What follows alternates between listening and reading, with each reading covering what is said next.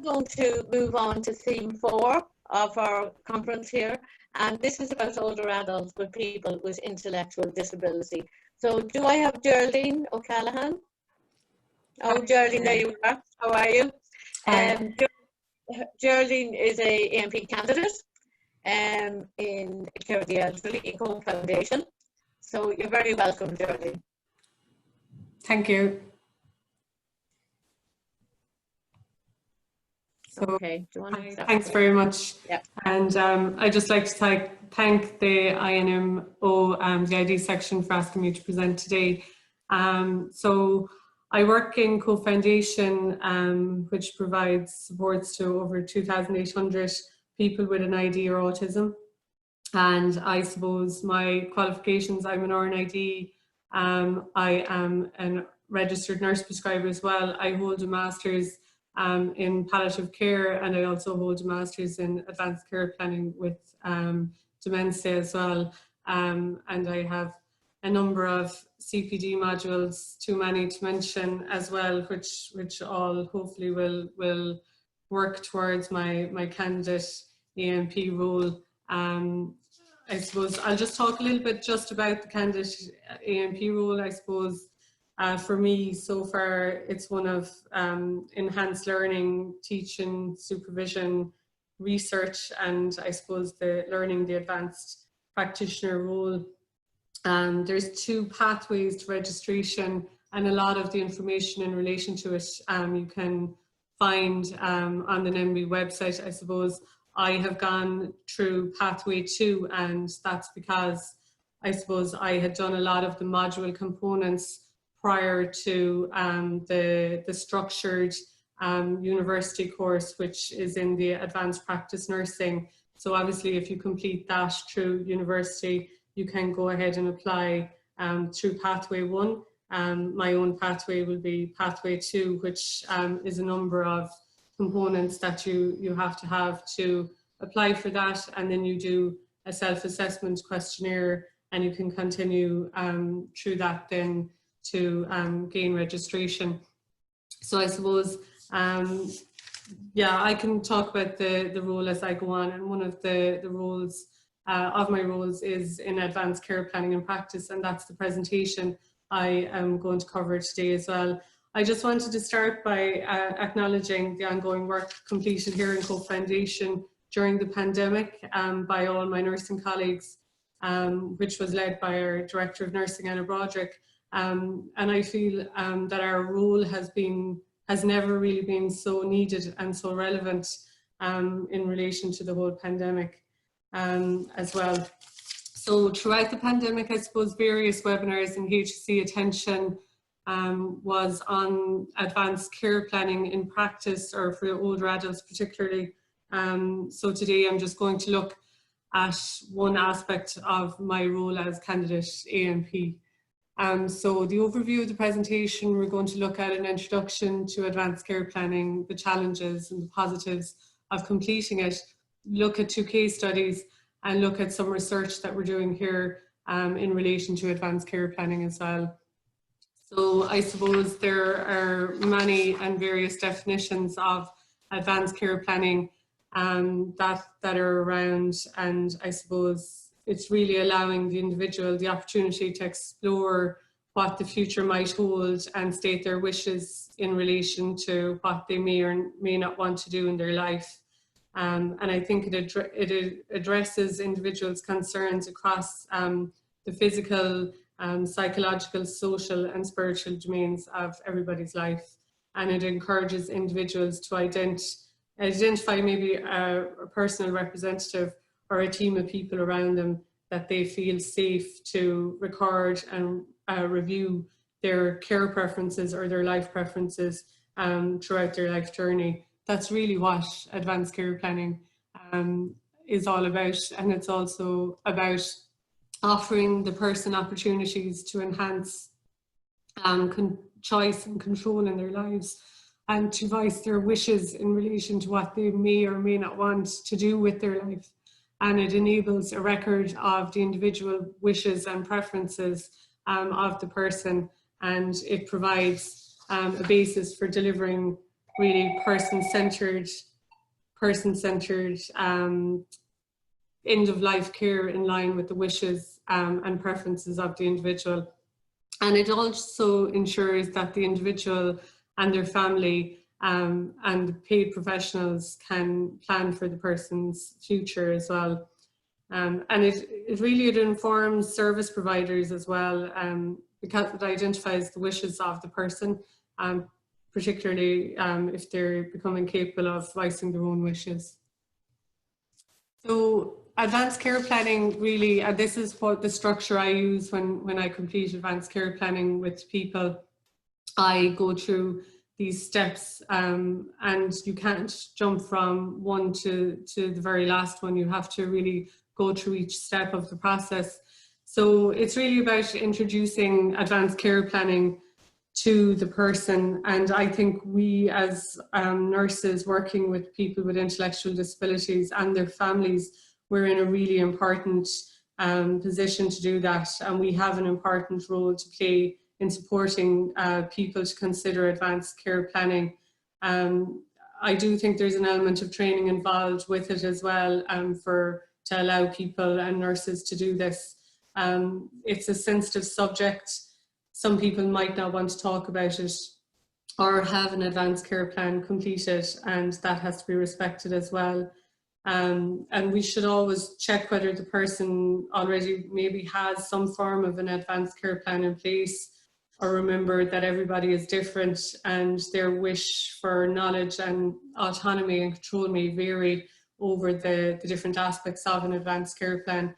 We should be ready at any time to explain the purpose of advanced care planning, and we should always discuss the advantages and the challenge, or the advantages and the challenges associated with it. And remember that people may make choices that seem unwise, and that this does not mean they are unable to make the decisions or that their decisions are wrong. We should be supportive and help them through the decision-making process. So I suppose providing information is giving people written information about advanced care planning in a way that they can really understand it, and explain how it is relevant to them. And if somebody has been recently or diagnosed with a long-term or life-limiting condition, that this may affect their ability to make decisions in the future, and make sure that they have information about that.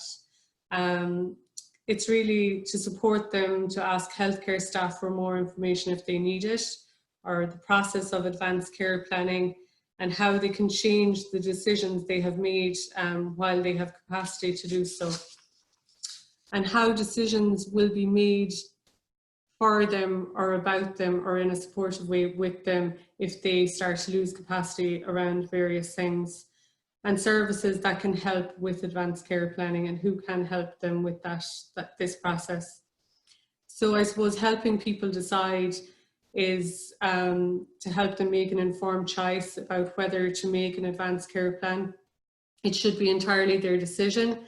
An advanced care plan can cover areas such as a person's thoughts on different types of care, support, financial matters, how they would like to do things, everyday things from eating, drinking, showering, having a bath. So it's various things like that. And developing advanced care plans is really, if a person decides that they want to go ahead and create an advanced care plan, it's ask them if they want to involve who they want to be their family, friends, an advocate, their peers, help them consider whether involving a healthcare professional would be useful for them. Some will only want a healthcare professional or a GP or a consultant available for the health action plan within the advanced care plan. So it's really taking all of that into consideration, and the person's history, their social circumstances, wishes and feelings,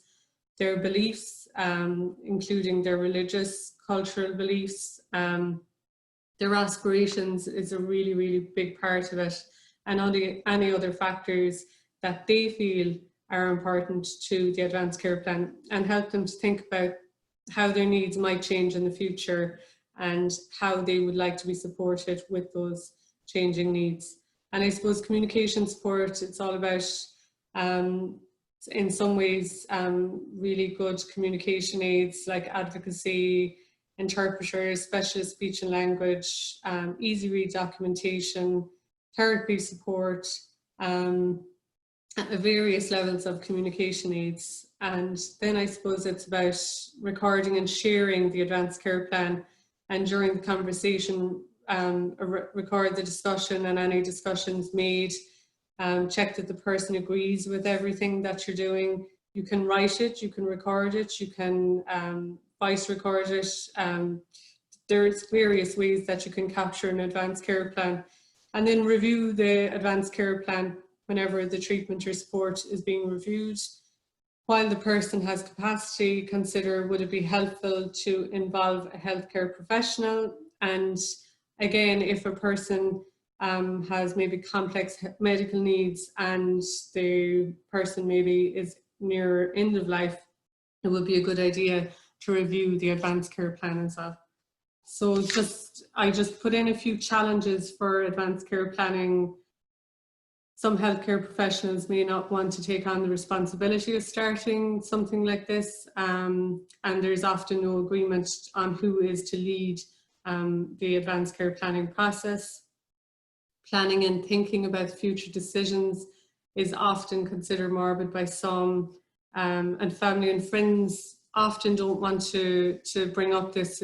They don't want to cause upset, they don't want people to be upset or worried about it. Poor timing is huge in research around bringing when the timing of advanced care planning, and later in the presentation I'll just show you some findings from research that we have done. Communication, it's the wording in documents, the language, even in the media sometimes you hear, or in research you see end of life care planning, advanced care planning, future planning, lifelong planning. Stick to one word, stick to the same terminology in all your documentation when you're dealing with people, and confusion then would be less for the person. So I'm just going to go through the positives of advanced care planning is really what care planning is all about. It's all about choice, control, giving the person the autonomy, and bringing together a team around the person to support them once their advanced care plan is made and in place, and to keep reviewing that. So this man, I'll just go through two case studies. This man was in his 70s, he self-referred through to me. He had and has chronic health issues all throughout his life. He wants to plan ahead.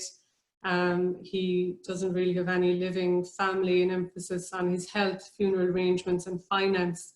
And he understood some aspects of the advanced care planning, but not all. We commenced the process and we met on a monthly basis. So I suppose we started looking at easy read material around health, and if we got sick, if he got an acute illness, more chronic illness, or if he got more life-limiting illness, and what that would mean for him and the choices he wants to make around that. We looked at funeral arrangements, what kind of funeral he would like, what kind of music and prayers, and who he wanted to be there, who he wanted to support that process.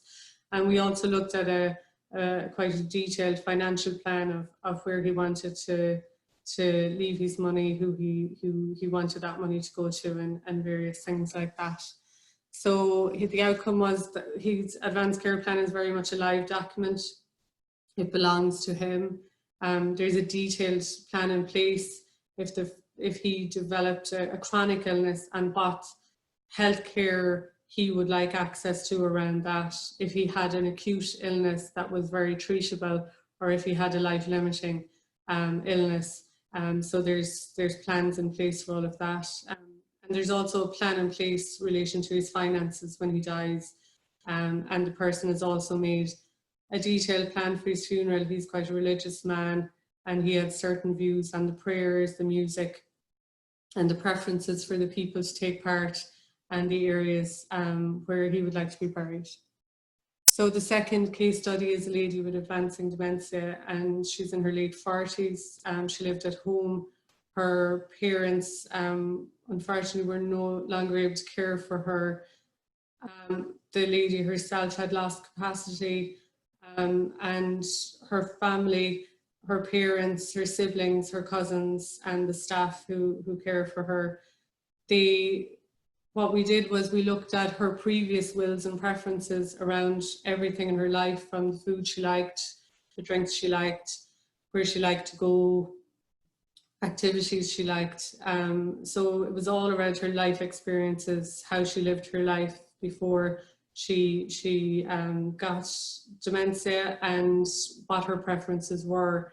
And she had communicated quite a bit to her family and obviously throughout her life, so it was easier to get a lot of information that way. It was a very lengthy process, and we had many discussions about the person and what kind of care treatments and options they would really opt for and like to have if they were able to speak for themselves.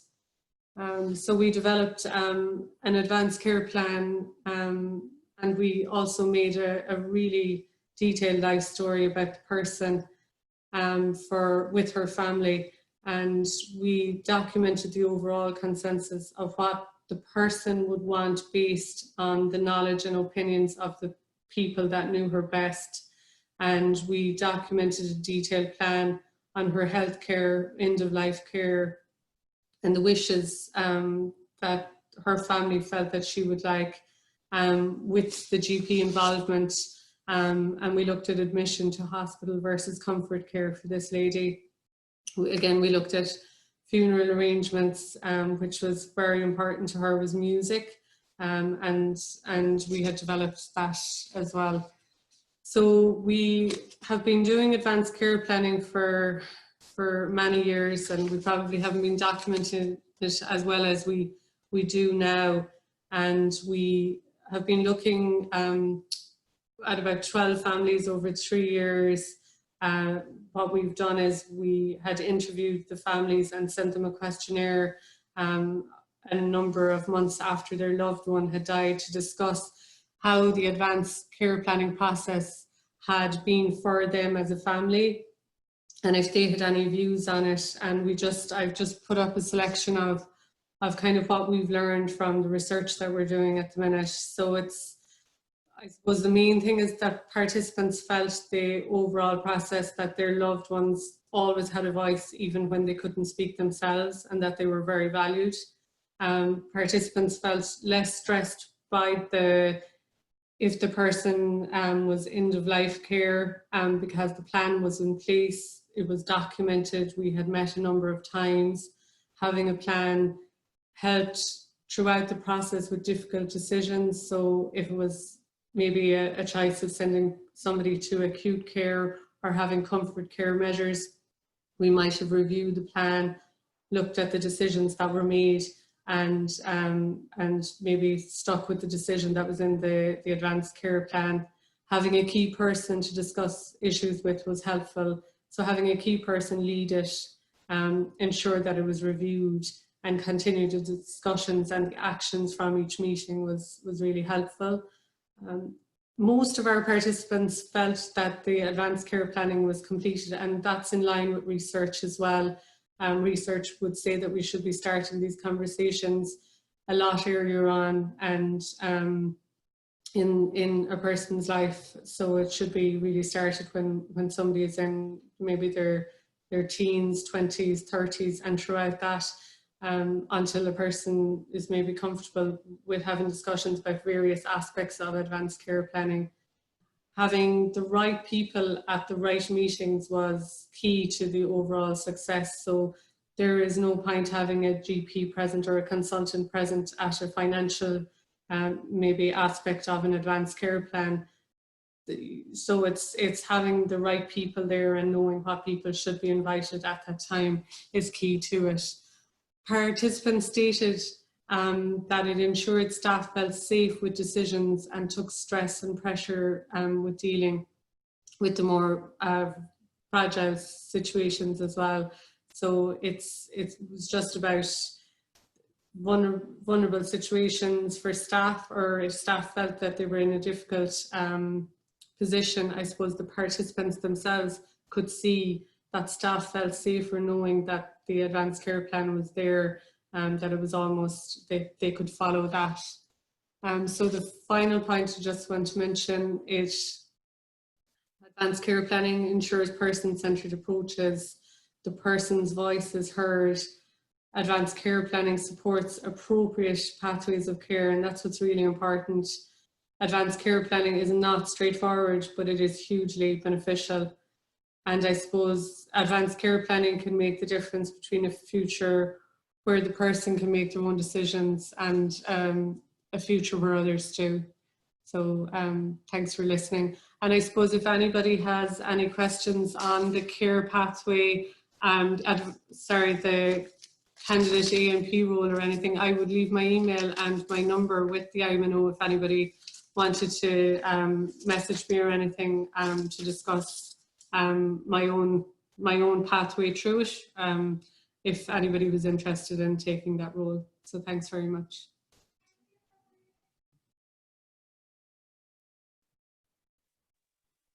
Thank you, Geraldine, and that's very generous of you to offer that support, because I'm sure people listening on this webinar would be interested on your pathway to where you are now. When you were giving your presentation there, it struck me that it's not just people with intellectual disability should be thinking about, you know, advanced care pathways. It should be part of our probably everyday conversations around ourselves, because none of us know what the future holds for anybody, and it will become less, you know, frightening if it becomes more common in language.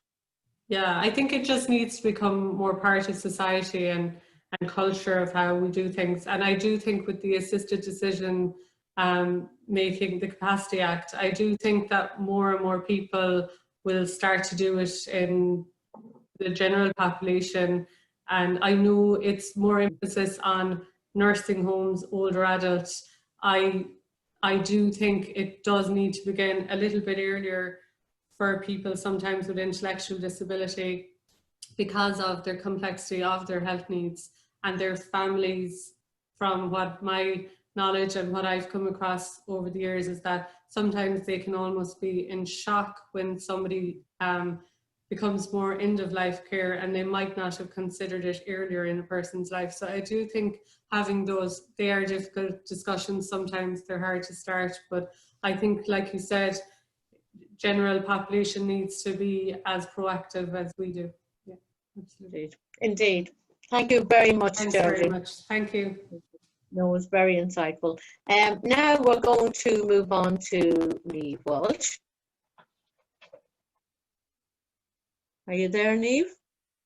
Oh, there you are. How are you? I'll just introduce Niamh. Niamh is doing her PhD researcher in the University of Ulster, and you're going to talk to us today about the impact on the HSE Health Passport on people with IED in the acute setting. Yeah, and some other things as well. Some other things as well, Niamh. Yeah, thank you very much. Thank you, Anne-Marie. I'll just try and share my... Okay. I'm trying to share my my screen with you all, and I'll just do it now if I can. Okay, can everybody see that? Yes. Great. Okay. Okay. So I just want to thank the INMO, Steve Pittman, who I got the email from, for inviting me to take part in this webinar. It's a real honour as an RNID to be sitting here and as a member of the INMO as well, speaking at one of the webinars. So it's just wonderful. It is a pity that we're not all meeting in person, and we're not all standing in front of you, because it's nice to see everybody's faces. I think one of the great things about the conferences that we do attend is that we really get to network, and it's something that we kind of miss out on when we do these types of conferences. But still, we're here and we're doing it, and we're driving the message home, which is important. So again, I've called this leveling the playing field, and I think that's really important in relation to what we do as RNIDs. And really, I want to celebrate the RNID today. The work that we do, I think, in the challenge of and the face of COVID-19 has really shone. I believe so anyway, and it's evident in everything that the speakers had to say throughout the day. So I just want to leave you with a celebratory note in relation to what we do. So I suppose one of the things that we do as well, we look at barriers, you know, and there's a lot of controversy around whether Einstein did or didn't say this, but apparently he said that everyone is a genius. That's all of us. And but if you judge a fish by its ability to climb a tree, that fish will think it's stupid forever. Amen. So really, I think what he's saying there is, if we provide the supports to people that aren't suitable for them, then how can we support them really? And again, the unfairness of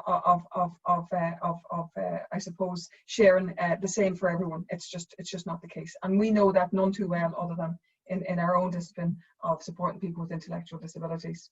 So it's about barriers, how we face them, and we're used to that, and we're good at it, and we need to celebrate that, and we need to share that across the disciplines as well. So we do that by removing systemic barriers, and what that means is, I thought this was a great image, because really, I suppose, the three images, the first one looks at, if we provide equal supports to everybody, well then really we're just providing equal supports, but those supports are not really not necessarily going to make any changes to the person that might need additional supports or alternative supports, and we need to look at that. So there's an assumption based there that everybody will benefit if they're provided with the same supports, and that's not true. We know that, okay? We can give different supports, and you'll see that in the second image. So if we provide different supports based on the need of the person that's in front of us, well then we are providing equal access to care, but it still may not be enough, because we're still dealing with the system. And sometimes the system is the actual barrier. In fact, a lot of the time it is. And if we move to the third slide, well, then we're looking at equity, and we're looking at equality, and we're looking at the equal access. And so what we've done is we've removed those systemic barriers, and we have provided equal access to that playing field for everyone. And I suppose while we are leaning on the notion that, you know, within disability, I always think that it's, you know, it's honourable when people try to sort of change the word disability to ability, and to maybe change the term that we used. But we need to recognise people with intellectual disabilities for the uniqueness that they have, who they are, and that's who their makeup. I wouldn't like to take a label away from my own family members who have labels, because that's their identity. It's who they are, and it's about leveling the playing field to say that, yes, I have this disability, but I deserve and have a right to the same equal access to care that anybody else has. So that's really important. So removing systemic barriers. So how do we do that? We start a conversation, and I didn't want to take the liberty of messing with this cartoon and taking the watermark of it, but you'll see that it really gets that message across. I suppose you want to be served. No, but I wouldn't mind being part of the conversation. So let's include people in the conversation. And I'm talking to the converted here, because I know all the delegates out there are already a part of this conversation. I know the people that you support, they are part of your everyday conversations, and that's been evident across the speakers that we've listened to today, that everything that they do is that they provide a holistic, person-centered approach to the care that they provide. The people are at the centre of everything that we do. In fact, person-centeredness has its origins in the care, the observations of care of people with intellectual disability. And I always get great joy in sharing that fact with people outside of our own discipline of intellectual disability nursing. And they're always surprised by it. I suppose Tom Kitwood originally would have looked at the observations of care of people with intellectual disability when he was embarking on his personhood journey, and that is evidence in writings, and I love sharing that because, you know, we've been there from the get-go. We've always been part of the person-centered conversation. So we need to have a seat at every table. And what I mean by that is that we need to have that seat in a very meaningful way. And I will go on to show you how we can achieve that, and how we in the HSE Health Passport team have managed to achieve that. Again, in the face of a crisis, in the face of any crisis, there is always opportunity. So it's having that meaningful seat at the table and ensuring that that seat is not tokenistic and it's not ticking a box.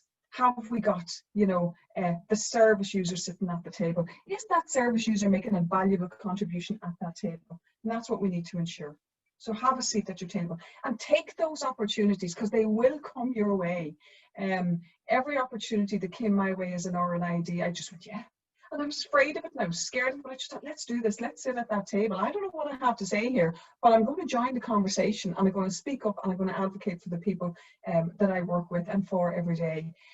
And I don't know any RNID who doesn't have that passion, but sometimes taking the opportunity and taking that risk to sit at those tables is very daunting.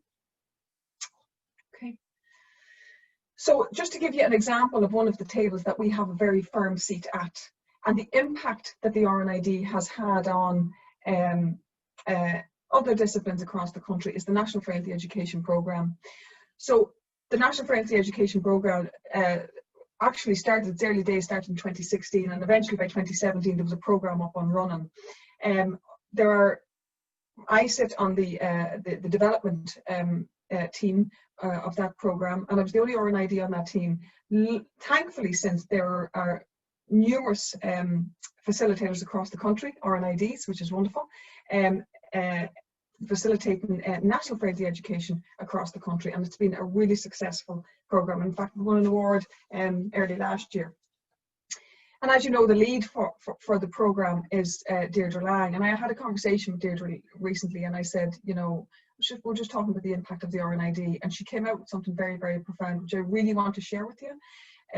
Because it really captures the essence of our impact sitting at tables across the health sector and across disciplines. And what she said was that it helped me personally understand frailty in a whole cohort of people that, to my shame, hadn't considered, as I didn't realise that people with an intellectual disability age younger.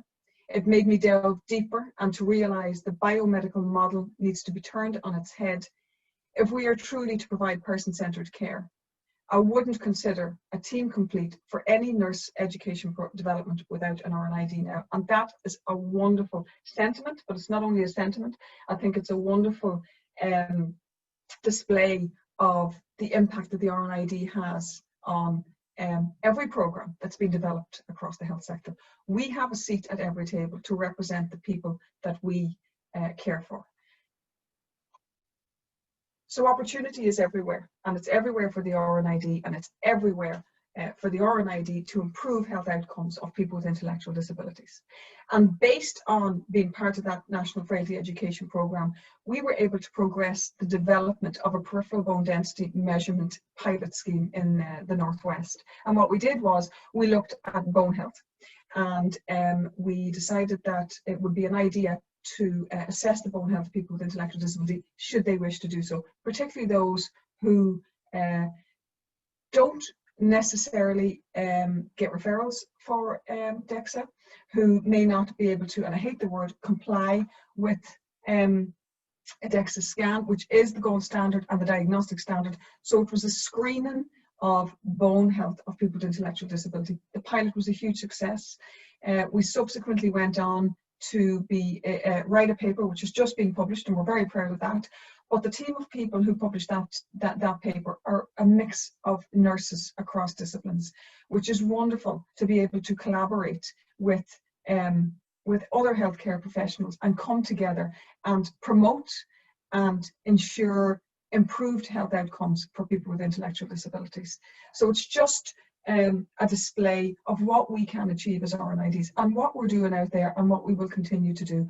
So as was stated already, research is important, and development in practice, which is what this was. This was a development in practice. I was a staff nurse when I embarked on this piece of work, and together as a team, we were able to ensure that we promoted the health of people with intellectual disability. And it just shows that what we can do, what our staff on the ground can do, when they're given the opportunity. So the opportunity in a pandemic, and as Anne-Marie said, my research piece is on the HSE Health Passport and the Health Passport in Northern Ireland. And what I'm looking at is the impact of the passport across acute settings. The Health Passport was developed and led out by Dr. Anne Gallen in the Northwest originally, and it was subsequently awarded Sláinte Care funding last year.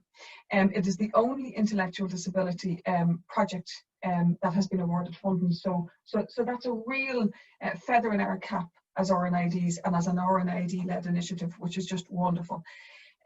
Within that project, the Sláinte Care initiative was an app development of the hard copy HSE Health Passport.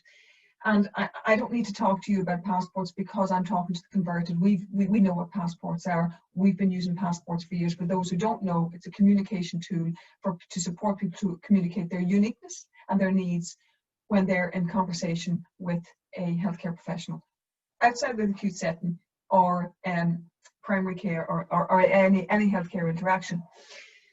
So the app development, Sláinte Care initiative was originally halted, and given the fact that the leading cause of death in people with intellectual disabilities is respiratory conditions, and COVID-19 being what it is, we decided that we needed to progress this, that this was too important not to progress. We sought for the progression of this app given the pandemic, and thankfully the app is now developed and should be available to you all and all your service users very shortly. We made an ad, and in that ad we have a great ambassador, and that is not only Mr. Paul Gallen, who is one of the HSE Health Passport advocates, along with Ms. Geraldine Rabbit, who's an independent advocate as well, and who I work very closely with on a day-to-day basis. But we also got the support of Brent Pope as well. So I know myself and Raymond have had a conversation not so long ago about rugby and where we can go in relation to the promotion of that rugby across the country. And Mr. Brent Pope hopefully will join us on that conversation as well. So I'm looking forward to that opportunity going forward. But just to say that app has now been developed and it's been welcomed. It's been supported by Sláinte Care Comms, and it's been supported by HSE Comms as well, who are going to come and develop a lovely ad for us and get it out there soon. So it's something that's going to be available to you very soon. Again, all of these initiatives are RNID led, celebrate what we do, and this is what we do. We've always stood outside the box. We've always thought differently because we've had to in order to achieve what we need to achieve to support people with intellectual disabilities that we care for. So don't let anything stop you. You have an idea, throw it out there. There's no such thing as a stupid question. Get it out there, see what people say, trash it out. With the pandemic came massive opportunity. So as I said to you, I work closely with our team members, and they are Paul Gallen and Geraldine Rabbit, who are independent advocates. And everything we do doesn't get out the door unless Geraldine and Paul have had the okay on it. So, and that meant the Health Passport too, it is an easy read document. So we were contacted actually by HSE Comms in relation to the development of one of their documents, which was the cocooning document, into an easy read piece. So we welcomed it with both arms, and we said, yes, absolutely, we would love to be part of that project. So we converted the national document into an easy read piece, using, of course, the European Easy Read guidelines and any literature that we needed to use in order to ensure that we were complying with the regulation around Easy Read. Paul and Geraldine were both the advocates on it, and they also were the people who we brought it to, who number one, supported us in developing it, and number two, had the final say. These documents are useless, I suppose, really, if the people that they are intended for don't understand them. So it's really important. Having those conversations with HSE Comms and beyond has been really impactful. So this was wonderful. This document was live, it was constantly changing, there was a lot of work involved, and Geraldine and Paul stepped up to the plate every single time, and the work that they've done has been phenomenal. So not only did we get this out there to support people with an intellectual disability, originally to have access to the public health advice that was required during, and still continues to be required during COVID, we were given other opportunities. And these opportunities came in the form of the International Protection Accommodation Services. And they saw the cocooning documents that were developed by the HSE Health Passport team, and they asked us, could we do a document for them on restricted movements, which was very unique, given it was for people who were living in protection services. So we took on that challenge and we said, absolutely. And that's what I mean. Take the opportunity, take on that challenge. We looked at it, we could do it, we support it. We were well supported with HSE Comms. We had Paul and Geraldine on our team and a much wider team as well. So this was real collaboration across all sectors. And it came to fruition, and the Easy Read document, again, got its final say from Geraldine and Paul. That progressed to the IPAS wanted documentation to be developed for self-isolating. The wonderful thing, again, it went through the exact same process. There was lots of rounds of review and before it could be signed off on by the advocates who had the final say, which was wonderful. And the people involved in this process across comms, across public health and the Department of Health and the HSE themselves absolutely valued the impact and the fact that the advocates were central to whether this document was going to be useful or not. So that was key. The wonderful thing about the self-isolating document is that it subsequently was converted into 10 languages. So that was just a real achievement for people with intellectual disabilities, because remember, these documents, post the cocooning document, were not just intended for people with intellectual disabilities, but they were intended for the general population who had a language barrier, maybe impaired cognition, and who were living in protection services. So it was really wonderful that they came to us, they came to the RNID, they came to people with intellectual disabilities, and they said, we like what you're doing. We actually are really interested in having that developed for us and the people that we provide services for. So that was huge. And then the opportunity continued, and that continues today. From that body of work, we were recently asked as a team to develop the Easy Read documents, not only for the child's nasal flu vaccine, which is new to the country, but also the general flu vaccine. So there are now 2 Easy Read materials which will be promoted along with the other promotion materials for this year's flu campaign, which were developed by the HSE Health Passport team with our advocates, the people with intellectual disabilities, the RNID, central to that process. We also have become part of the patient safety agenda now as well, based on the work that we've done, which is just wonderful. And this is available to all of you across the country. Kate Hartigan and the patient safety, and we're linking with them in order to discuss where we are and what our role is in relation to developing Easy Reads. I had a wonderful conversation with one of the team on the flu campaign, and we've been asked to present to the HSE Comms team in relation to Easy Read materials. So myself and Paul and Geraldine are going to do a presentation to that team to talk about the importance of Easy Read, which is just wonderful. And also we've been asked to develop further materials.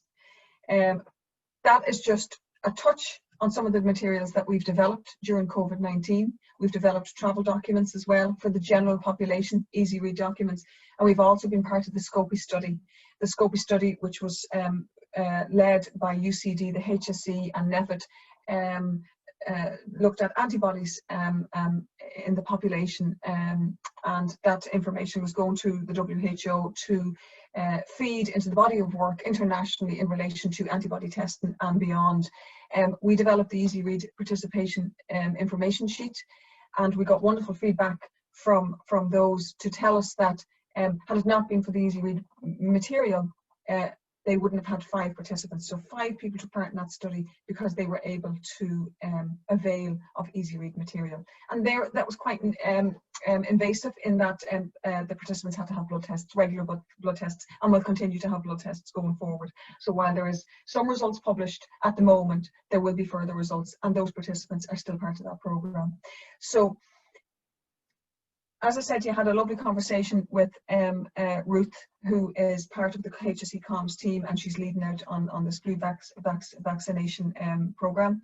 And what she has said is that that they've actually considered looking at Easy Read materials first.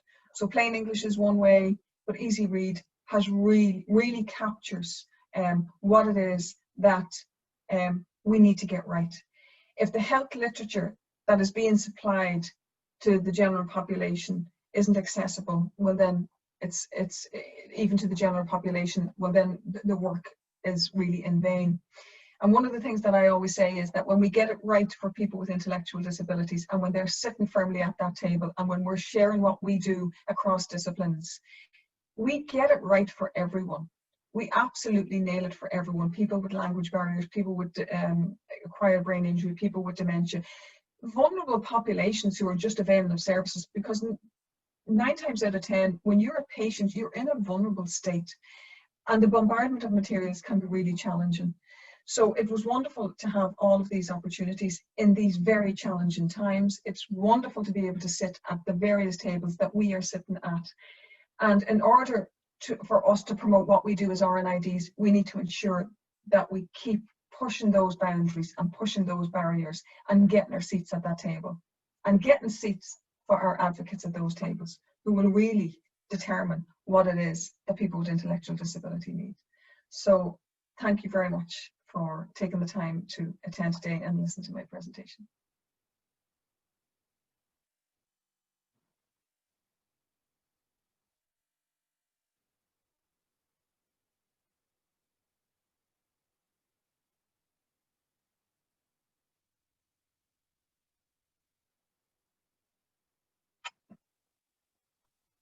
Okay, Niamh, oh my God. When I said we were going to talk about the passport, my head is light with such a whirlwind of initiatives that you're So it's a bit of whirlwind, so it was a whistle-stop tour of what we've been doing as a team. But it just shows you, yeah, absolutely. I mean, it just shows you how valuable the RNID's input is into all of these initiatives. Absolutely. And, I mean, we probably may not know all of this, only for you now enlightened a lot of us about all this stuff that's going on. So for that, we thank you. Oh, you're very welcome. Thank you. And thank you very much for your presentation. I'm going to head up. We're going to come to our closing stage now, because time is moving on. But before I hand you over to Tony Fitzpatrick, I just want to say a few thank yous. I want to say thank you to Tom from Digital Revolutions, who's kind of kept us up and running through this presentation. I want to thank the INMO Professional Development Centre for assisting us, particularly Jean Carl, who keeps us on the straight and narrow all the time. I also want to thank our fellow members of the RNID section, particularly Ailish, who has chaired our section for so long, represented us on executive in INMO, and is now retiring slightly from that position. Our sponsors, Corner Market, Service Stores and Stacks Pharmacy.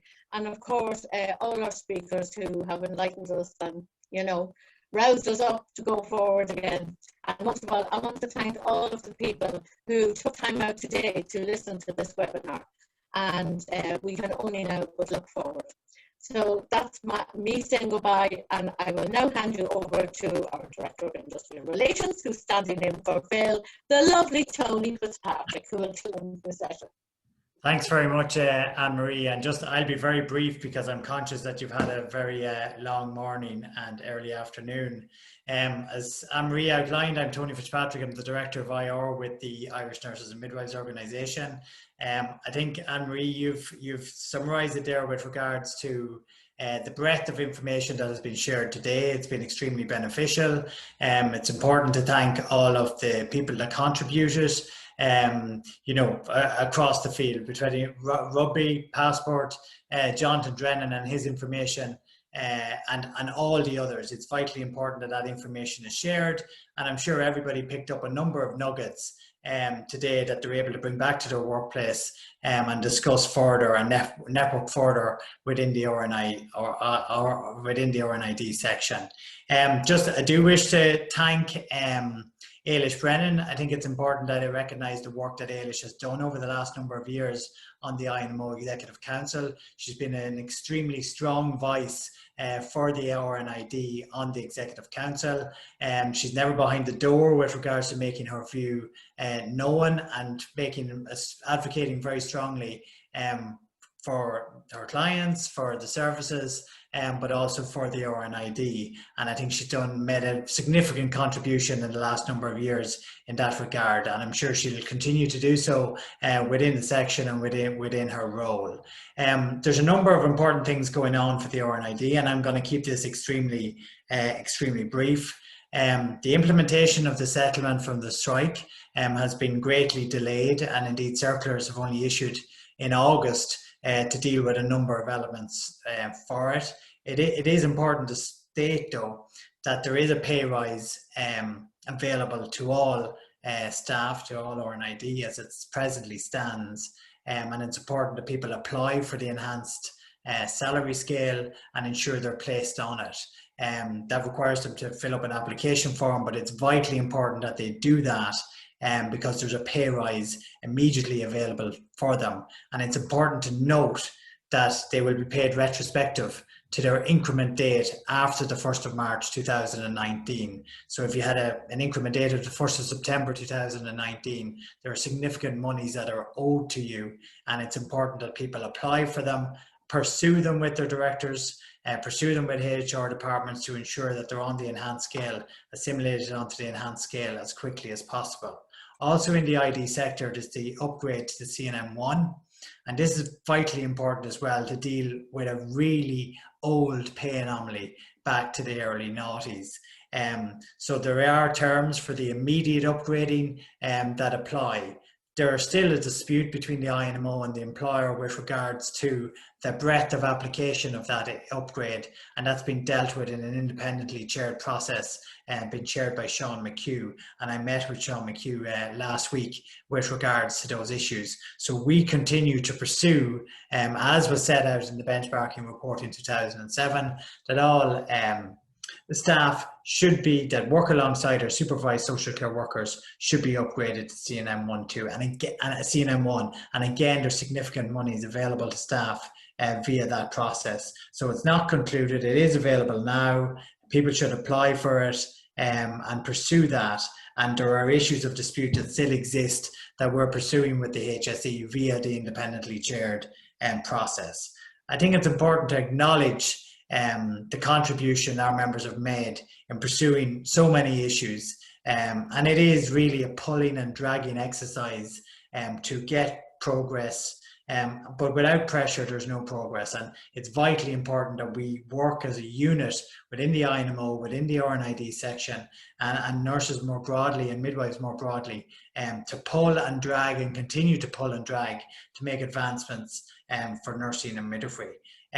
Just a quick note, someone just qualifying now as an RNID, after a year and 16 weeks, they'll be earning in excess of €37,000 after a year and 16 weeks. And that's directly as a result of the action that was taken by members of the INMO. Prior to that, prior to the strike, it would have taken them 7 years to get to that pay level. So it is important to acknowledge that after 16 weeks, you'll be skipping the second point of the scale to the third point, and then after a year, you'll be going on to the enhanced salary scale. So that's significant progress. And it's the same on the other end of the scale with regards to the senior staff nurse. and senior staff midwife. There's significant financial gains there. So it's vitally important that people apply for the enhanced scale, get onto the enhanced scale and pursue it. And if you're having any difficulties around it, contact the INMO via our officials or the information office in order to allow us to assist you to deal with those issues. Also, the section is working on other issues regarding the shaping the future, dealing with medication management, and I'm not going to go into those in detail, but just be assured that we continue to work on your behalf with regards to those issues. So I think it's clear from the webinar, it's clear from the contributions that have been made that the future of RNID is bright. I always say, and I know it's a quote from somebody else, but the best way to create the future, the best way to predict the future is actually to create the future. So I think we need to pull together our resources, our energy, our knowledge, our expertise to ensure we progress the RNID profession. And it's vitally important that we do that. And the INMO will work with you and work with your section and your section officers who've been working very hard. So in conclusion, I want to thank everybody for their contributions today. I think it's been extremely valuable. I'd like to thank everyone that has participated in the webinar.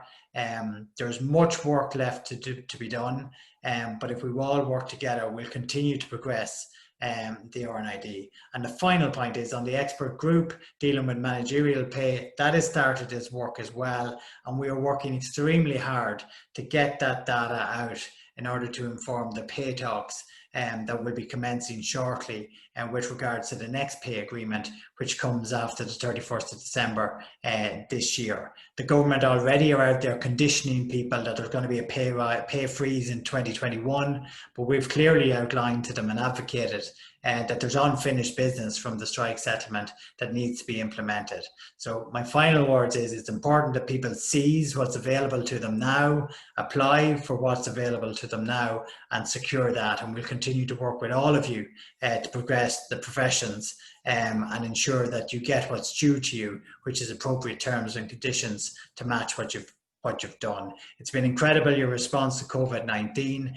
We won't allow that to be forgotten because it needs to be recognised. And eating bread is soon forgotten, but I think it's important that we continue to bang on the door with regards to progressing the professions but progressing the terms and conditions of the professions, and we'll continue to do that. So thanks a million for your participation in the webinar. Thanks for all the contributions that have been made by the various speakers, and thanks to all the staff behind the scenes and the section officers who've pulled it together. So I wish you all the very best, and we'll be talking to you soon. Take care. I don't know if I go back to you, Anne-Marie, or if I just conclude at that. Oh, it's done. Thank you. Slán.